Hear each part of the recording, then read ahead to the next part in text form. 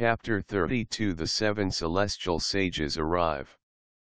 Brahma said, on hearing the words of the Brahmin, Meena spoke to him with tears welling up in her eyes, due to grief and with the heart extremely dejected. Meena said, O Lord of mountains, please listen to my words conducive to happiness. Please consult important devotees of Shiva regarding what has been mentioned by the Brahmin. Many disparaging remarks about Shiva have been made by this Brahmanical devotee of Vishnu. O Lord of mountains, on hearing these words, my mind is very much dejected. O Lord of mountains, I shall not give my daughter endowed with all good accomplishments to Shiva with ugly features, ignoble conduct, and defiled name. If you do not accede to my request, I shall undoubtedly die. I will leave this house or swallow poison. With a rope I shall tie Parvati round my neck and go to a thick forest. I would rather drown myself in the great ocean. I shall never give my daughter to him. Saying thus with great grief, Meena entered the chamber of anger. Casting off her necklaces she lay down on the ground sighing and sobbing. Oh dear, in the meantime all those seven celestial sages were remembered by Shiva, whose mind was agitated by the pangs of separation from Parvati. All those seven sages, as soon as they were remembered by Shiva, came there in person as though they were another set of wish-yielding kulpa trees. Arundhati too came there as though she was an achievement personified. On seeing them resplendent like the sun, Shiva stopped his recitation of mantras. O sage, standing in front of Shiva and bowing to and eulogizing him, the seven sages of great austerity considered themselves blessed. Then, as they were struck with surprise, they joined their palms in reverence, bowed to and addressed Shiva, adored by all the worlds. The sages said, O most excellent of all, O great ruler, O emperor of the heaven dwellers, how can our fortune, which is very excellent, be described by us? Formerly we had performed three kinds of penance, we had studied the excellent Vedas, we had made offerings in the fire, we had visited many holy centers. Thus whatever merit we have acquired verbally, mentally, and physically, that entire merit has now accrued to us by your blessing in remembering us. A man who worships you always shall be blessed. How can that merit be properly described? The merit of those whom you yourself remember. O Sadashiva, we have become the most excellent of all people by your remembering us. Usually you never even come across the path of ambitions and aspirations of ordinary people. O Lord, your vision, very difficult to be acquired, is like the fruit stooping down within the reach of the dwarf, like sight to a man born blind, like eloquency acquired by a dumb man, like the indigent meeting with a treasure trove, like a lame man reaching the top of a high mountain, and like the barren woman bearing a child. By seeing you today we have become the most respectable sages worthy of the worship of all the worlds. We have reached the highest position. O Lord of gods, by seeing you who are the Lord of all gods we have become worthy of great respect. There is no necessity of talking more. If any duty is assigned to us it will be a favor to us. An auspicious task befitting us, your utter slaves, shall be given to us. Brahma said, on hearing their words, Shiva the great Lord, in conformity with the conventions of the world, spoke these pleasant words. Shiva said, sages are always to be adored, and particularly you all. O Brahmins, it was for a specific reason that you have been summoned here. My attitude of being helpful is known to you. That must be achieved, especially in the interest of the fulfillment of the desires of the world. Cause for great misery has arisen for the gods at the hands of Taraka the wicked. Boon has already been granted. He is invincible. What shall I do? O great sages, all the 8 cosmic bodies that I possess are not for furthering my self-interest, they are for helping the wide world. A great penance has been performed by Parvati. That cannot be performed even by great sages. I have to give her the great fruit. Indeed, my vow is to render delight to my devotees. The fruit I bestow on her shall be conducive to her welfare. Hence I wish to marry her. At the request of Parvati I went to the abode of the mountain in the guise of a mendicant. Clever in divine sports I thereby sanctified her. On hearing to know that I am the supreme Brahman, the couples were desirous of giving me their daughter with great devotion in accordance with the Vedic manner. On the inducement of the gods, in order to reduce the quality of devotion, of Himavat and Meena, I took the guise of a devotee of Vishnu and rebuked myself.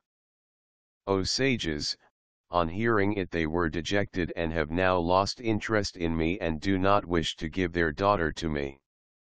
Hence you all go to the abode of Himavat and urge the excellent mountain and his wife.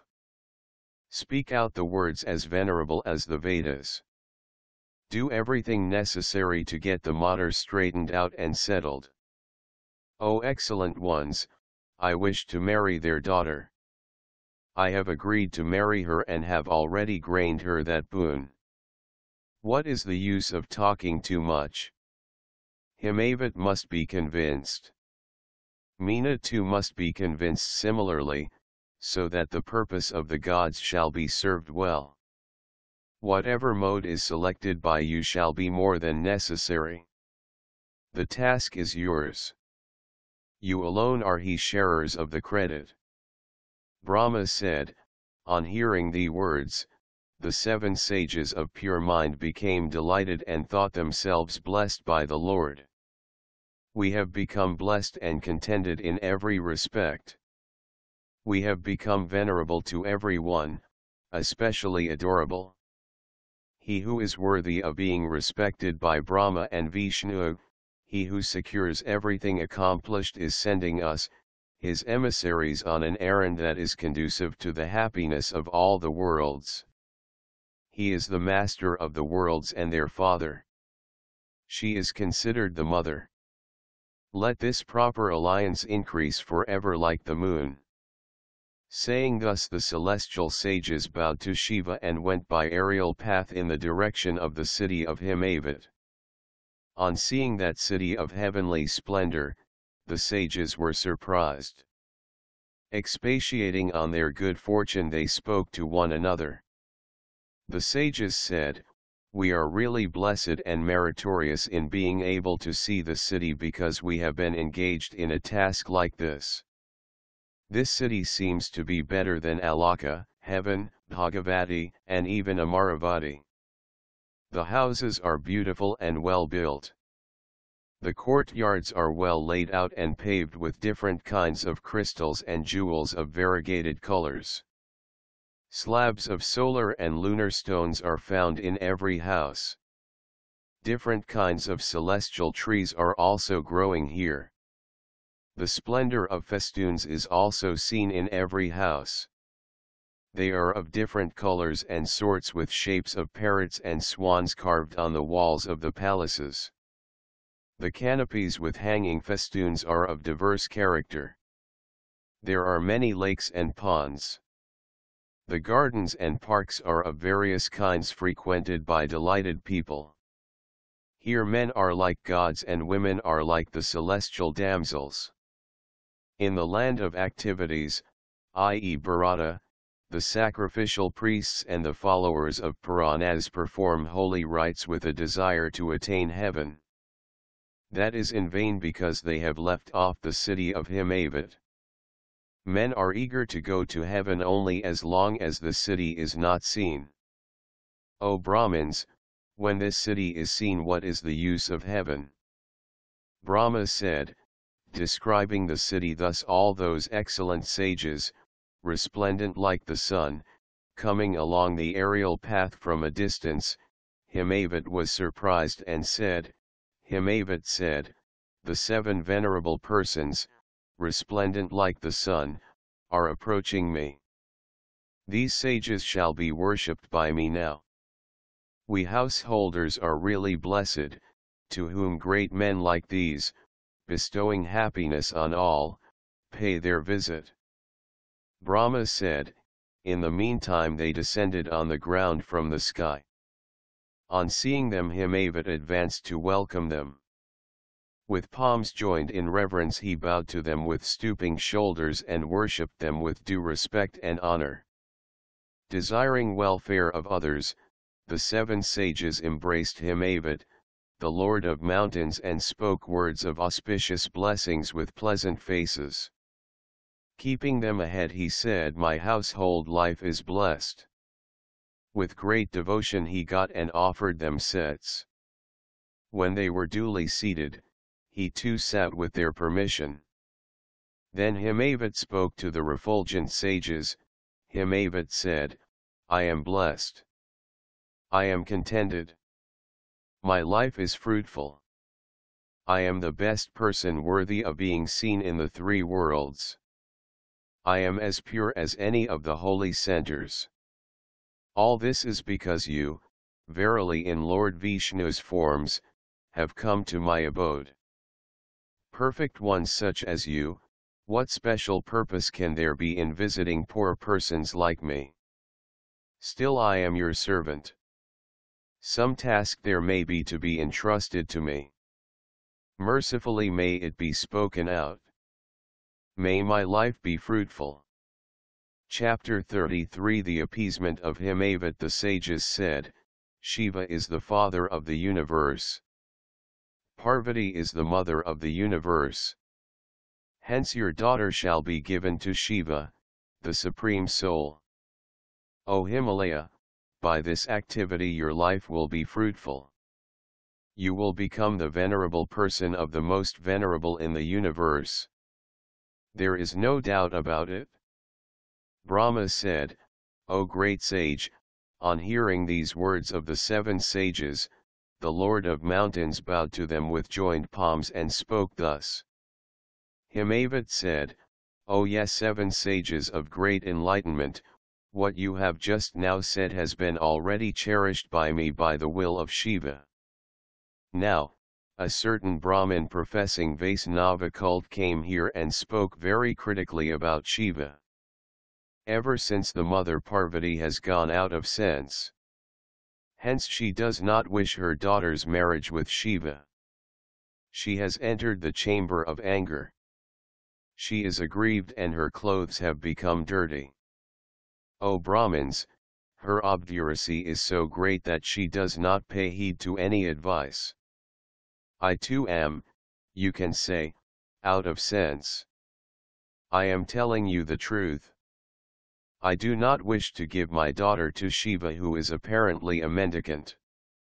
Brahma said, O sage, after saying these words, the king of mountains, deluded by Shiva's magic, became silent and sat amidst the sages. The 7 celestial sage praised the magic of Shiva and sent Arundhati to Menaka. Then at the bidding of her husband Arundhati, the bestower of knowledge, went quickly to the place where Meena and Parvati were sitting. After going in she saw Meena lying in her grief. The chaste lady spoke to her these carefully selected sweet and wholesome words. Arundhati said, O Menaka, get up. O chaste lady, I, Arundhati, have come to your house. The 7 sages of sympathetic nature have also come. Brahma said, on hearing Arundhati's voice, Meena got up quickly and bowed to her, who was on a par with Lakshmi in her brilliance. Meena said, Ha, what a meritorious thing is this! We are blessed. Arundhati, the daughter-in-law of the creator of the universe, the wife of Vasistha, has come here. O gentle lady, what for is your visit now? Please tell me specifically. My daughter and I are your slaves. Be merciful to us.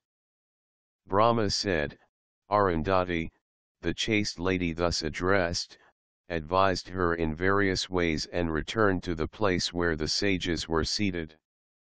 Then they began to advise the Lord of the Mountains, after thinking on the feet of Shiva. They were clever in speech and they spoke respectfully. The sages said, O Lord of the Mountains, may our words, the cause of everything auspicious, he heard. Give Parvati to Shiva. Become the father-in-law of the world destroyer. For the destruction of Taraka, formerly Brahma requested Shiva, who is the Lord of all and who does not beg of anyone, to strive for this alliance. Shiva, the foremost of yogins, was not eager to marry. But since requested by Brahma, the Lord agreed to take your daughter. Parvati performed a penance and he Lord promised her. Thus for these two reasons the Lord of Yogins wishes to marry her. Brahma said, on hearing the words of the sages, Himavat laughed, but he was little frightened. He spoke with humility. Himavat said, I do not see any royal paraphernalia with Shiva, he has none to support him, he has no asses. He has no kinsman. I do not wish to give my daughter to a yogin who is extremely detached. If a father were to give his daughter in marriage to an unsuitable person, out of love, delusion, fear, or covetousness, he is doomed. He will go to hell. Out of my own free will, I will not give her to the trident-bearing Shiva. O sages, whatever arrangement is befitting here, may kindly be carried out. Brahma said, O excellent sages, on hearing these words of the mountain Himavat, Vasistha, the most eloquent among them, replied. Vasistha said, O Lord of Mountains, listen to my words in every respect conducive to our welfare, they are not against virtue. They are true and shall bring about your joy here and hereafter. Statements, in ordinary language and in the Vedas, are of three forms. A scholar knowing all lores understands them by means of his pure vision of knowledge. It is only an enemy, though keen in intellect, who says what is pleasing to the ears now but what transpires to be untrue and unwholesome afterwards. He never speaks wholesome things. Only a virtuous and sympathetic friend will speak such words as are unpleasant in the beginning but conducive to happiness in the end. But the third variety of behavior, nectar-like to the ears, conducive to happiness on all occasions, essential and truthful, is considered to be the most excellent. O mountain, these are the three types of behavior as mentioned in the treatises on polity. Tell me which type of behaviors I shall adopt to please you. Shiva, the Lord of gods, is devoid of riches created by Brahma. But his mind is engrossed in the ocean of true knowledge. How can Lord Shiva, who is knowledge bliss himself, have any desire for articles created by Brahma? An ordinary householder gives his daughter to one who has a kingdom and riches in his possession? By offering his daughter to a miserable person, a father may be guilty of slaughtering his daughter. Who can think Shiva miserable whose servant is Kabura? He is attribute-less, supreme soul, great Lord and greater than Prakriti.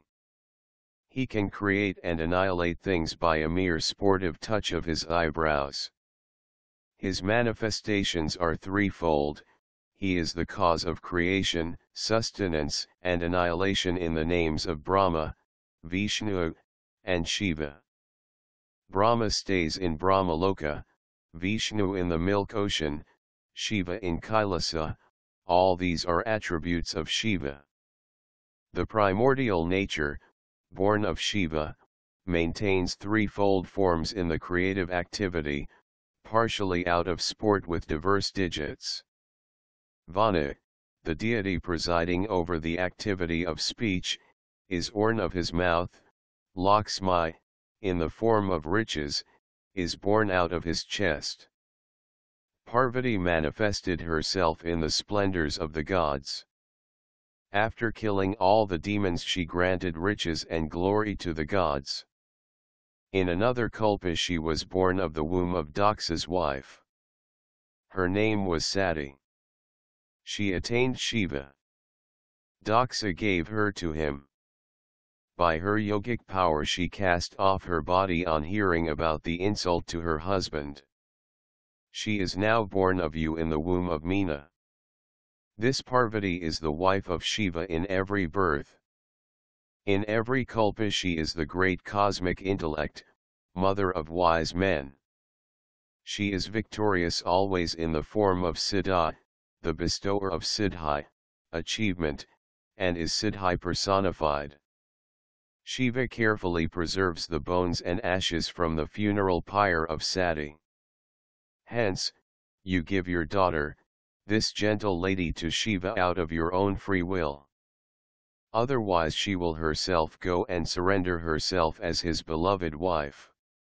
Taking the firm decision on seeing her innumerable sufferings, he came to the place of your daughter's penance in the guise of a Brahmin. After consoling her and granting her the boon, he returned to his abode. It was for complying with her request that Shiv requested you for the hand of Shiva, O mountain. Both of you had accepted the proposal as you were drawn by devotion to Shiva.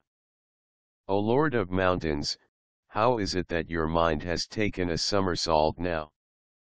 Please tell me. On being requested by the gods, the Lord has sent us, the sages and Arundhati, to you. O mountain, we instruct you plainly. By giving Parvati to Shiva you will meet with great bliss. O Lord of mountains, even if you do not give Parvati to Shiva out of your own free will, their marriage will take place as a result of the inexorable workings of fate. O dear one, Shiva has already granted Parvati the boon at the time of her penance. A promise of Shiva cannot be turned topsy-turvy. Oh! Even the promise of ordinary good men acting under the guidance of Shiva cannot be transgressed in all the worlds. O mountain, what then about that of Shiva himself? Working single-handed, Lord Indra chopped off the wings of mountains as though at play. Parvati too sportively broke the peak of Meru.